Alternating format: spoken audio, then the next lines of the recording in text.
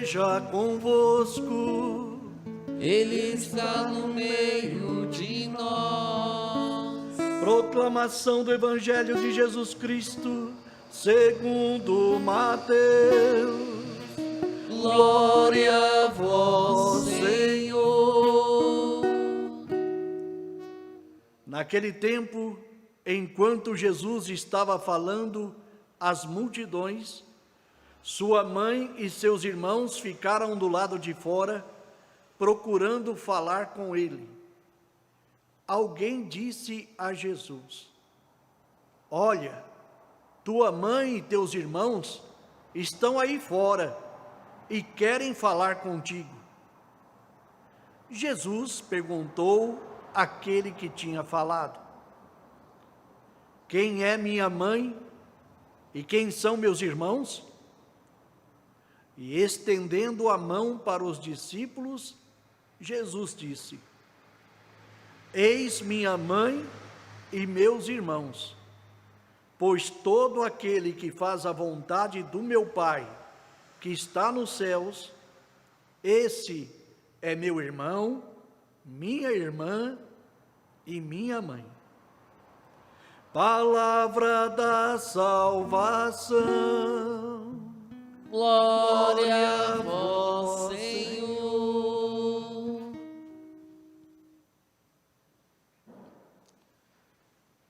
Que a palavra do Santo Evangelho perdoe os nossos pecados.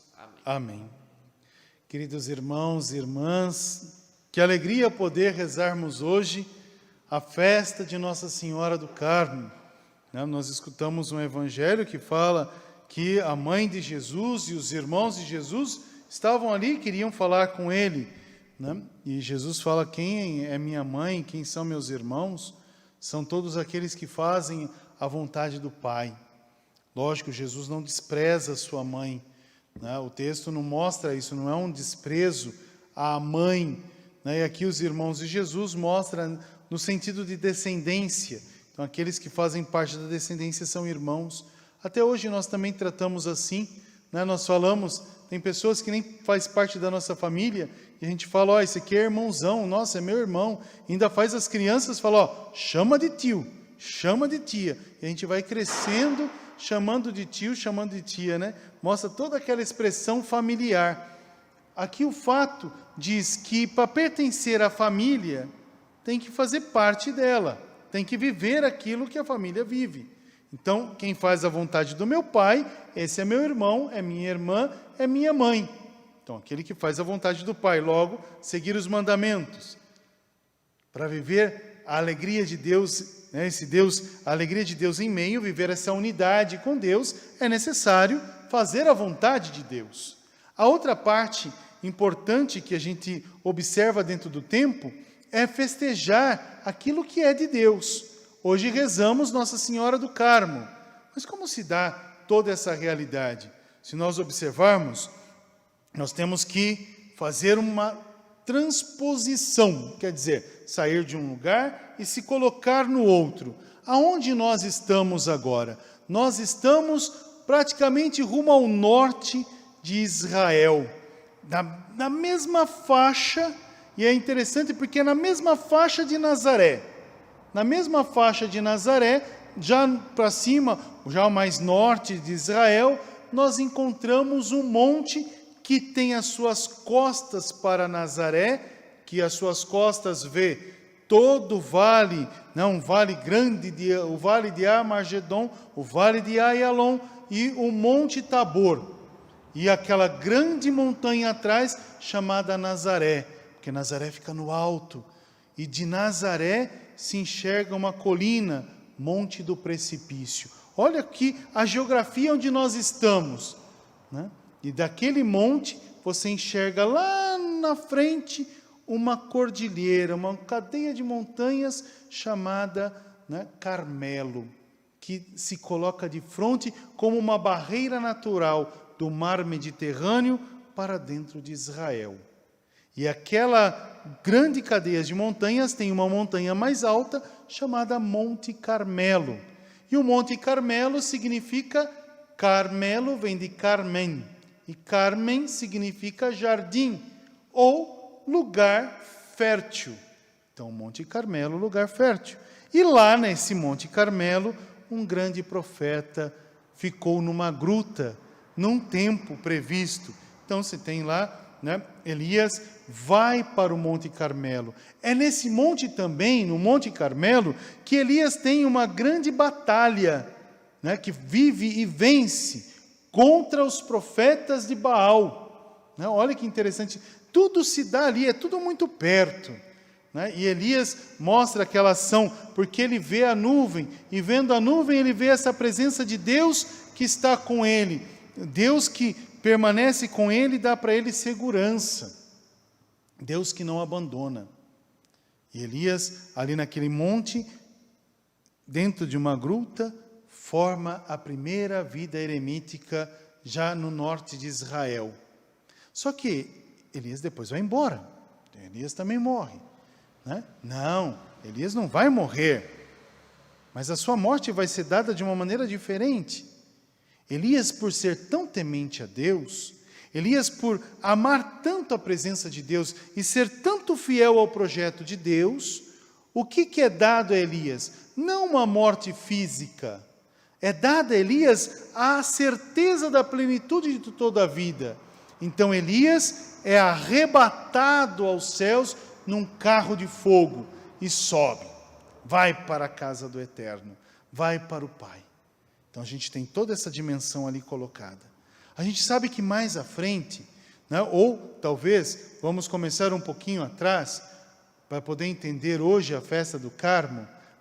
A gente sabe que Deus, desde o seu primeiro momento, quando faz o homem e a mulher, quando o homem reconhece, quando a mulher dá ao homem, o homem recebe da mulher o fruto, aí a dimensão do pecado, o conhecimento, a árvore do bem e do mal, toda aquela história que não vale a pena contar agora, se a gente olhar para toda aquela realidade, eles fazem primeiro o quê? Com medo de Deus.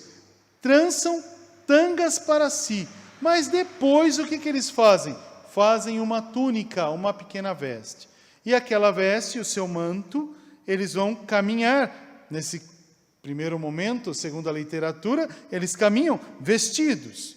Mais para frente, nós vamos ver que os nossos antigos pais também teceram para si um manto, a túnica. Então, fizeram uma túnica sem costura, teceram para si, e assim vai indo. Nosso pai Jacó fez também, toda colorida, mas fez para ele uma túnica. Mostrou toda aquela realidade do manto. O manto sem costura mostra esta realidade de estar revestido pela força que vem de Deus. Olhando mais à frente, a gente até encontra na dimensão da cruz o que? Quando eles falam sobre aquela dinâmica do manto, vamos repartir essas vestes, mas vamos preservar o manto, não vamos rasgar, vamos jogar a túnica, vamos jogar a sorte para quem vai ficar com esse manto do Senhor. Então a gente já observa que ali mostra uma dimensão de sagrado. Se olharmos dentro dessa história, se eu falei que Elias mostra um primado eremítico do Monte Carmelo, do norte de Israel, houve depois seguidores de Elias, que continuaram vivendo nessa gruta e continuaram passando esses momentos. Até o momento que no século XII, mais ou menos por aí um pouquinho, no começo do século, tinham os eremitas que viviam no Monte Carmelo. E esses eremitas foram expulsos desse monte por toda a dimensão do império que vinha e que ali estavam querendo tirar toda aquela realidade e expulsaram. Então a gente observa que expulsam esses monges. E onde que eles vão se encontrar, esses eremitas, como eram chamados os pais do deserto, porque o Monte Carmelo também fica numa região muito árida. Foram e se refugiaram na Inglaterra. Olha que interessante, foram para a Europa. Não ficaram lá, caminharam um longo tempo. E de lá para cá ficaram até a invasão dos bárbaros terminar de tomar conta do espaço, e eles voltaram para Israel. E dentro desses monges que voltaram para Israel, porque na Inglaterra tinha um eremita chamado Simão. a gente chama de São Simão Stuck, né? Esse São Simão, ele vem para o Monte Carmelo e reaviva a flor do Carmelo. Então Maria também é chamada a flor do Carmelo, a rosa do Carmelo, né? A mais bela flor do Carmelo. Não do Carmelo da ordem carmelita, mas do Monte Carmelo. E ali, ele vivendo essa vida austera, reavivando essa chama do amor, ele tem a visão, ele recebe a presença de Maria, que dá para ele um manto. Recebe este escapulário, e ela fala o nome, escapulário, né? Uma nova veste, se revestir para ter uma nova vida. Então, Nossa Senhora nos ensina que, se revestindo do escapulário, nós nos revestimos de Cristo e subimos o monte que é Cristo, como estava na oração primeira. Subir o monte que é Cristo é se revestir de Cristo e ser para o outro essa alegria de Deus, ser Cristo para o outro, ser presença de Deus. Então, o escapulário mostra uma obediência. Por isso que os religiosos que têm o escapulário, quando são imposto o escapulário, que é aquele pano branco, ou preto, como nós para a ordem monástica, ou marrom para a ordem carmelita, os carmos, quando a gente observa o hábito, é muito fácil você ver aquele pano na frente. Aquilo é o escapulário, que tem a touca, uns não têm a touca. O escapulário significa se revestir da obediência, né? E essa obediência nos conduz para a vida. A promessa de Nossa Senhora para Stuck significava o quê? Você vai ser protegido por Deus, o mal não vai te assolar, e na hora da sua morte, você vai ser agraciado pela vida plena na eternidade. Então, você não vai para o inferno, né? Olha que graça! Então, receber um escapulário é ter a certeza do céu. Isso é muito importante e é muito grandioso. Nossa Senhora deu esse presente. Então, se a gente olhar Simão Stuck, olha para essa ação e São Simão consegue ver. E recebe todo o primado de Elias e a fortaleza do céu. Então, a gente começa a observar toda essa grandeza do amor de Deus e do amor de Deus pela intercessão de Maria Santíssima, que entrega ao homem o escapulário. E ali começa a ordem, se funda de uma maneira muito mais forte, impondo o escapulário, a ordem do Monte Carmelo, chamado Ordem Carmelita. Os primeiros monges são chamados de monges eremitas carmelitas. E depois, mais à frente, por não seguir dentro da ordem religiosa, tem a sua regra, tem as suas constituições, tem a sua forma de vida. Como mais para frente a gente sabe que lá ele recebeu, esse eremita recebeu essa ação e se dedicou à vida, vivendo os carismas de Santo Elias, o carisma que Nossa Senhora deu, eles começam a caminhar. Dentro da vida moderna, quando nasce, tem a cisão dentro da igreja, da ordem religiosa, que até então não tinham ordens religiosas, eram ordens monásticas. O que acontece? Aqueles que não seguiam no Ocidente a ordem beneditina, mas ficaram com as suas ordens, não eram chamados de monges, mas de freis. Aí surge os freis carmelitas, que na verdade são monges, mas não recebem o nome de monges, mas são freis, né? Então, a ordem conventual carmelitana. Então, os nossos conventuais. Por que conventuais? Porque moram como famílias, né, dentro de um convento. São impostos sobre eles o jugo do escapulário. E eles vivem essa alegria de servir a Deus e ser a alegria de Deus, guardados sob o manto de Nossa Senhora do Monte Carmelo. Olha que grandeza de todo o mistério. Mas daí você pode perguntar para mim, mas e daí? E a gente entra onde nessa história? Né? Porque até então parece que a salvação está só para os carmelitas, né?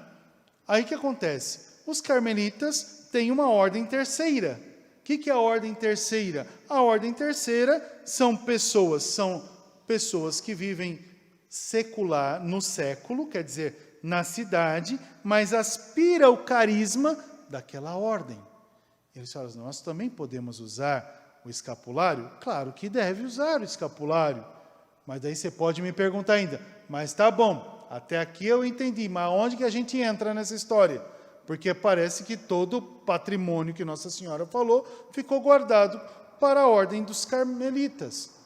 Mas os carmelitas, eles muito sábios, e vivendo essa alegria da catequese, observando que as pessoas precisavam cada vez mais, e naquele tempo não tinha a catequese que nós temos nos tempos atuais, para viver cada vez mais a dimensão da fé e alcançar o céu, o que eles fizeram? Vamos também impor sobre as pessoas um tecido, uma parte do nosso escapulário. E aquele que vive a parte do nosso escapulário e vive piedosamente as dimensões e o carisma carmelitano, alcança também a graça. Aí surgem os escapulários. Né? O escapulário, uma pequena escápula do escapulário maior, uma pequena parte desse escapulário, que os nossos antigos, isso é da minha época, não é da época de vocês, a gente chama de bentinho. Né? O bentinho, ou o escapulário, só que ele não é um amuleto. A forma errada é comprar o escapulário, abençoar o escapulário e usá-lo como amuleto. Ele não é amuleto. Vocês viram que tem toda uma história de tradição e aparição? E qual o sentido? Quando um carmelita, quando um sacerdote, ou até mesmo um pai ou uma mãe piedoso, impõe o escapulário sobre aquela pessoa é chamada a viver as virtudes do Carmelo. Olha que grandeza. Viver as virtudes do Carmelo não é se tornar um religioso carmelita somente. Viver as virtudes do Carmelo é se tornar um cristão de verdade. É viver os valores da fé. É amar Jesus Cristo mais de perto. Ser devoto à Virgem Santíssima. É poder seguir os mandamentos da lei de Deus e não ficar preso numa dimensão de amuleto. Estou com o escapulário, agora estou livre do demônio. Não. Você pode estar com o escapulário e não vivendo os mistérios, com certeza o mal vai te abarcar. Mas se você olhar para essa realidade, puxa vida, é um carinho de Deus por mim. O escapulário é um carinho de Deus por mim. Deus me ama tanto e me quer próximo dele. Então, olhando para essa realidade, a gente vê, com auxílio de Nossa Senhora, como está aqui na oração, pela sua intercessão, pelo seu auxílio e proteção, eu vou encontrar o monte que é Cristo. O escapulário logo, se você usa escapulário, se você tem o escapulário, qual que é o objetivo primeiro? Aonde a gente vai encontrar? Qual é o monte que é Cristo? Eucaristia. Vem para o Monte Carmelo. Vem para essa região tão frondosa, onde existe a rosa, a mais bela flor do Carmelo, que intercede e entrega o melhor do seu fruto, que é o seu Filho Jesus. Essa é a expressão bonita de poder rezar a espiritualidade do Monte Carmelo. Aí você fala assim, no Monte Carmelo até hoje é assim, tem as ruínas desse mosteiro, mas acima de tudo tem um belo jardim da cidade de Haifa, uma cidade portuária, bela, bonita, que quando você chega, você olha para o alto, você vê uma bela igreja, a igreja do Monte Carmelo. E ali está todo o jardim do Carmelo, toda a beleza da vida. E se você entra e sobe, vai em Haifa, o que você sente? Olhando para tudo aquilo, Estou falando assim, eu falo com alegria no coração. O que é viver essa espiritualidade? Usar o escapulário, ou chegar no Carmelo e olhar para toda aquela beleza. É poder dizer, Deus me ama e me quer fecundo. Não só fecundo por ser fecundo no sentido biológico. Deus me quer fecundo no sentido de levar o amor de Deus, realizar o amor de Deus, fazer nascer esse amor de Deus constantemente na nossa vida e na vida daqueles que estão próximos de nós. Que Nossa Senhora do Monte Carmelo, interceda pela nossa vida. Que hoje ela imponha o escapulário sobre os nossos ombros, passando pela nossa cabeça, e nos faça revestir da graça que é Cristo, e que possamos juntos subir esse monte na alegria.